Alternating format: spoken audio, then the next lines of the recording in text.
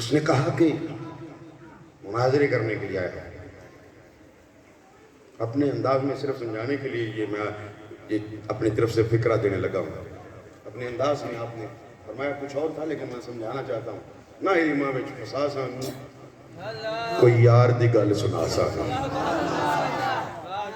وہ کہنے لگا لے بابا پھنس گئی، درویش بندہ ہے نا، مجھے کہا بھی گیا تھا کہ درویشوں کے پاس علم نہیں ہے، میں اس کو یار کی بات ہی ایسی سناؤں گا کہ بابے جی کے پاس علم کی بات ہی نہیں ہوتی، میں یہاں سے مناظرہ جیت کے جاؤں گا۔ کہنے لگا لے کو بیٹھے بیٹھے بات ہی کرتے ہیں، امام حسین کا ذکر کر کے کہنے لگا یہ جہاں دفن ہے نا کربلا میں، بابا جی بزرگوں وہاں سے 40 میل ہمہ جہت کوئی کلمہ گو مومن دفن ہو جائے بغیر حساب کے سیدھا جنت میں داخل کیا جائے گا۔ اچھا تھا شیطان لیکن بات بڑی اچھی کر گیا۔ اگر بخاری کی حدیث سنی ہے نا حضرت صاحب سے تو میرا فکرہ سمجھ جائے کہ حضرت ابو ہریرہ کو آپ فرماتے تھے آج پھر آئے گا، چھوڑنا نہیں۔ اچھا وہ پھر آ گیا، فرمایا آج پھر آئے گا، چھوڑنا نہیں، ٹھیک ہے؟ تو وہ تیسرے مرتبہ آپ نے پھر چھوڑ دیا، فرمایا آپ کیوں چھوڑا؟ کہا اس نے وظیفہ ہی ایسا پیارا بتایا ہے۔ فرمایا اچھا آیت الکرسی کا وظیفہ بتا گیا؟ کہا کہ ہاں تھا شیطان لیکن بات بڑی اچھی کر گیا۔ کملی والے نے رد نہیں نہ فرمائی، یہاں آیت الکرسی کا وظیفہ آپ نے قبول فرمایا، رد نہیں فرمایا، ٹھیک ہے؟ اس کا مطلب یہی ہے نا کہ فکرہ سمجھ جاؤ نا، اہل عقل کے لیے اشارہ ہی کافی ہے، کیونکہ میں اشاروں سے گستاخیاں کرنے والوں کو جواب دینا جانتا ہوں، کنایوں سے گستاخی کرنے والوں کو جواب دینا جانتا ہوں۔ اگر اشارتاً کرو گے، کنایتاً کرو گے، روایتاً کرو گے، درایتاً کرو گے، جس انداز میں گستاخی کرو جواب بغدادی دے گا۔ سبحان اللہ کی آواز سے حوصلہ افزائی ہونا چاہیے۔ 22 سالہ تاریخ میں نے سبحان اللہ کا ورد کرتے ہوئے کسی کو مرتے نہیں دیکھا، دیکھتا ہوں کوئی کچھ ہو تو نہیں جاتا۔ ماشاءاللہ اب چونکہ کم ٹو دا پوائنٹ اور اپنے وقت کے مطابق وائنڈ اپ بھی کرنے کی طرف چلوں، اب جب اس نے کہا نا کہ بزرگوں یہ معاملہ ہے تو آپ انجان بن گئے، سمجھ گئے، اندر تک دیکھ لیا، رافضی ہے، خنزیر ہے، ابلک رنگ کا کوا ہے، کائیں کائیں کرنے آیا ہے، مناظرہ جیت کے جانا چاہتا ہے۔ فرمایا اچھا کس کی بات کر رہے تھے بھلا تم؟ کہنے لگا امام حسین کی۔ کہ کون حسین بھلا؟ آپ نہیں جانتے یہ نبی کریم صلی اللہ علیہ وسلم کی بیٹی کے بیٹے ہیں؟ تو آپ نے پھر عقیدے کی بات کی، کہا کہ 4 ہیں۔ کس کی بات کر رہا ہے؟ کہا میں جناب بطول بنت رسول، بضعۃ الرسول، مخدومہ کائنات، ملکہ فردوس پری فاطمہ الزہرا سلام اللہ علیہا کی بات کر رہا ہوں۔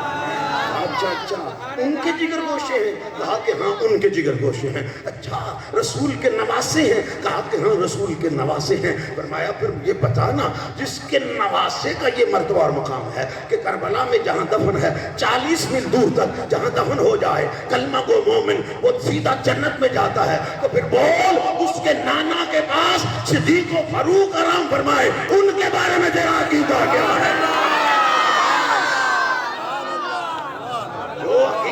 یہ بیان کر رہا ہے کہ جہاں حسین دفن 40 میل دور تک ہمہ جہت جو بھی دفن ہو گیا وہ سیدھا جنت میں جائے گا۔ تو فرمایا پھر بولنا حسین کے نانا کے پاس جو دفن ہو گیا صدیق اکبر کی شکل میں دفن ہو جائے، فاروق اعظم کی شکل میں دفن ہو جائے، بول ان کے بارے میں تیرا عقیدہ کیا ہے؟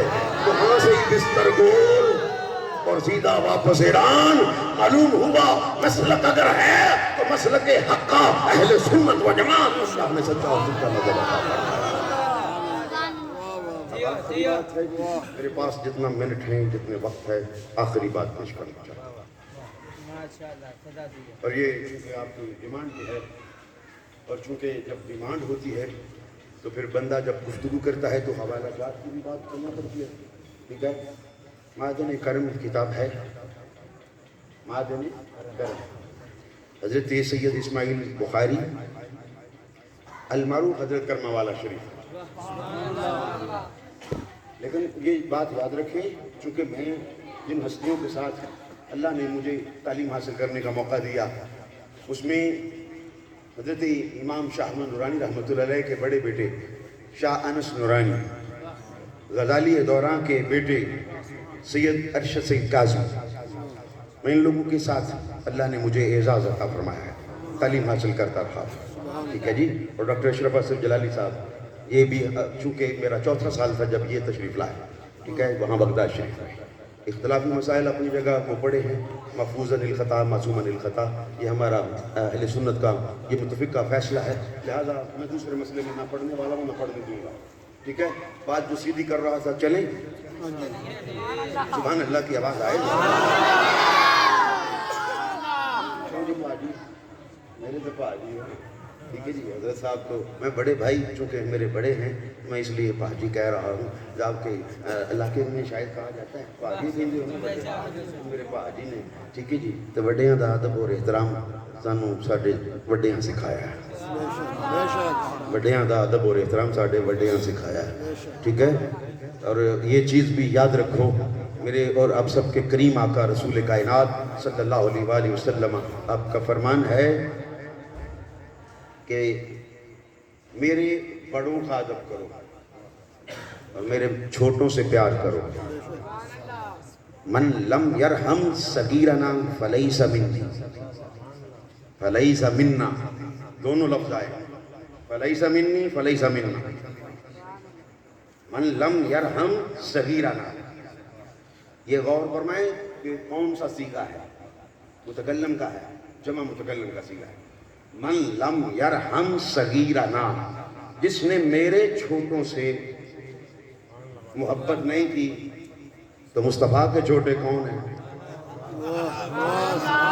نہیں کبھی تک سمجھ آئی، حسنین کریمین ولم یعقر کبیرنا، جس نے میرے بڑوں کا ادب نہیں کیا۔ بڑے کون ہیں؟ عبد المطلب ہیں، حضرت عبداللہ ہیں، حضرت آمنہ ہیں، ہم سب کا ادب کرنے والے۔ اب یہاں سے بات جو ہے آگے لے کر جانا چاہتا ہوں۔ کوفہ میں ایک گھر میں بچہ پیدا ہوا، بچہ رنگ کا کالا تھا، باپ کو شک ہوا، کہنے لگا کہ یہ بچہ ولد الزنا ہے، حرامی ہے، لہٰذا میں اسے قبول نہیں کرتا۔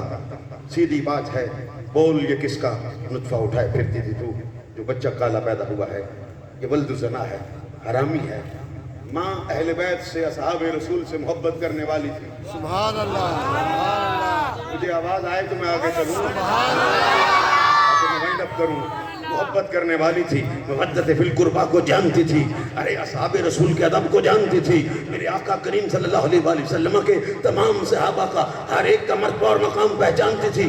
اب بڑی ادب والی تھی، کہنے لگی خبردار، میں نے تیرے سوا کسی کا منہ نہیں دیکھا ہے، میں یہ چونکہ پردے کی بات ہے پردے کے ساتھ کر رہا ہوں، لہذا حد ادب، جب تک سرمیدانی میں سرمچو اور کنویں میں رسی اور ڈول کی طرح نہ دیکھ لو تو کسی پر الزام نہ لگانا۔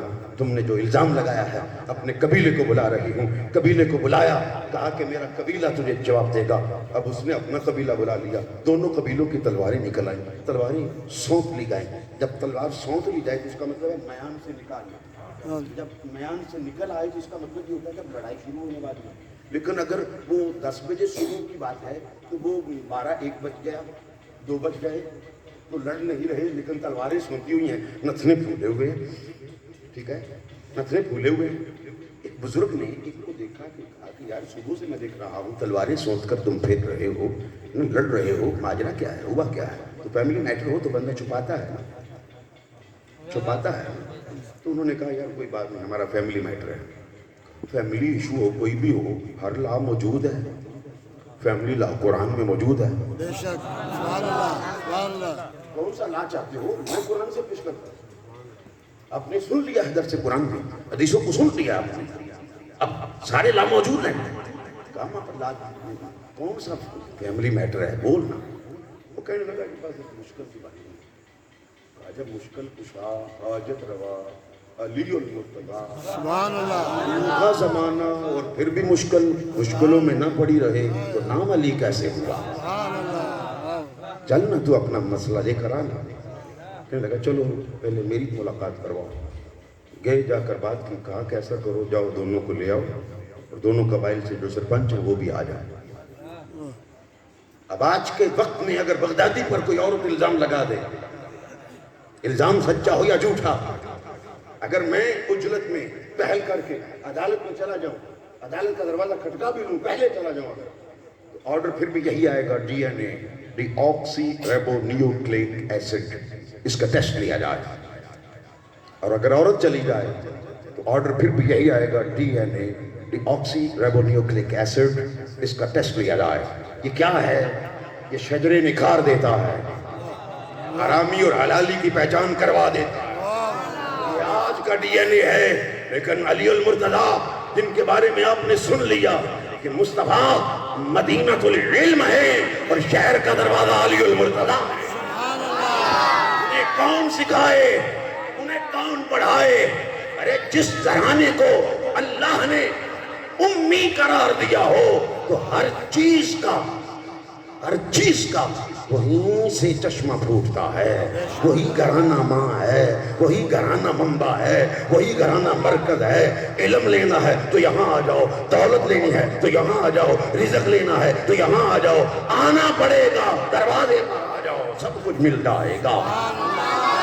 جب آپ نے کہا کہ ہولوگرافی آج کا دور ہے، ہونوگرافی آج کا دور ہے، laparoscopy, D N A test, endoscopy آج کا دور ہے، ایکس رے آج کا دور ہے، الٹرا ساؤنڈ آج کا دور ہے، سی ٹی سکین۔ اب علی المرتضیٰ نے پوچھا تیرے پاس دلیل کیا ہے کہ یہ بچہ حرامی ہے؟ کہنے لگا یہ اس لیے کہہ رہا ہوں، میرا رنگ سفید، میری بیوی کا رنگ سفید، بچے کا رنگ کالا۔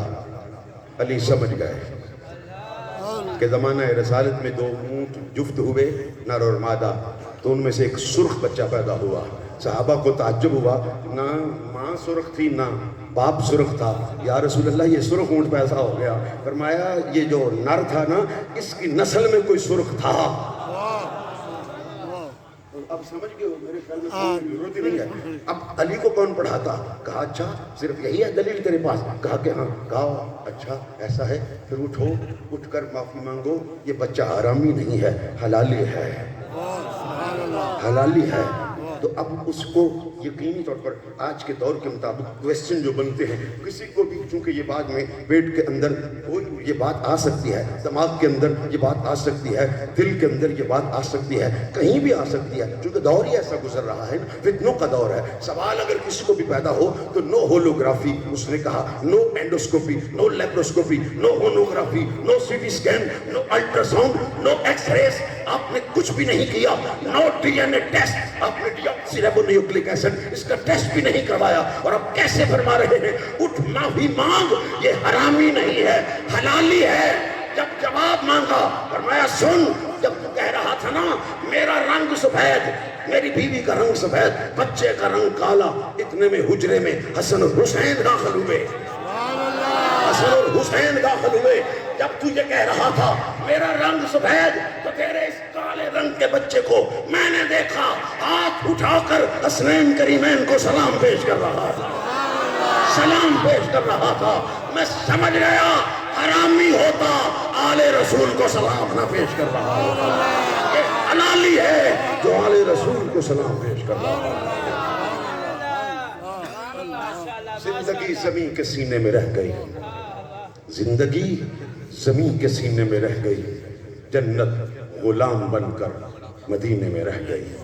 پھولوں کا حسن حضرت یوسف کو مل گیا، پھولوں کا حسن حضرت یوسف کو مل گیا، اور خوشبو میرے نبی کے پسینے میں رہ گئی۔ وما علینا الا البلاغ المبین۔ السلام علیکم۔